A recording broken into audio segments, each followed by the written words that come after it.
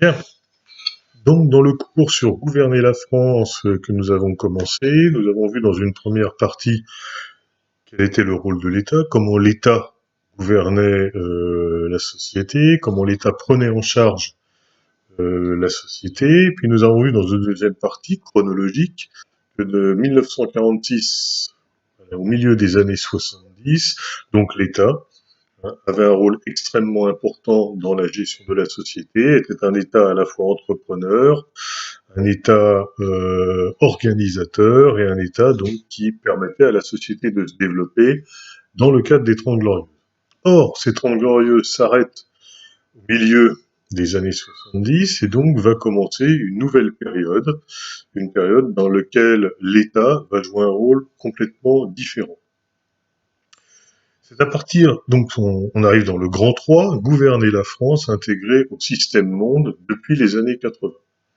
En effet, à partir des années 80, le rôle de l'État est remis fortement en cause, à la fois par le haut, la création de l'Union européenne, la suppression des frontières, des décisions qui sont prises à Bruxelles, et en même temps la mondialisation. Donc vous savez ce que c'est, la mondialisation, c'est la mise en relation de territoires à l'échelle du monde, et donc des décisions qui peuvent être prises ailleurs, à New York, à Washington, à Shanghai, à Pékin, bref, dans d'autres endroits, et qui peuvent s'imposer en France. Bien.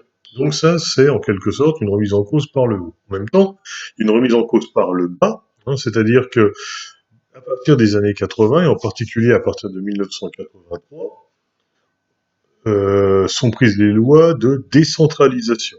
Alors on verra ce que c'est, décentralisation, et donc ça veut dire que des lois vont s'appliquer dans des endroits particuliers, dans des communes, dans des départements, dans des régions qui ne sont pas forcément les mêmes à l'échelle de toute la France. Par exemple, le lycée appartient à la région et n'appartient plus à l'État. En revanche, les professeurs, eux, continuent d'être gérés par l'État. Bref, donc le rôle de l'État se transforme considérablement. Tout cela est soutenu par le libéralisme qui redevient le mode de pensée dominant à partir des années 70, après l'échec du monde communiste dont on a parlé l'an dernier, et donc qui vient supprimer un petit peu l'État-providence. Alors on va d'abord commencer par le contexte, c'est-à-dire voir ce qui s'est passé dans les années 70, qui a l'essoufflement de l'État-providence, puis on verra la perte d'influence de l'État dans un monde de plus en plus ouvert et libéral, puis petit c, nous intéresserons à la décentralisation, et enfin, il y aura un petit d qui sera une sorte de conclusion, où on se demandera quel est maintenant le rôle de l'État dans le problème de gouverner la France. Voilà.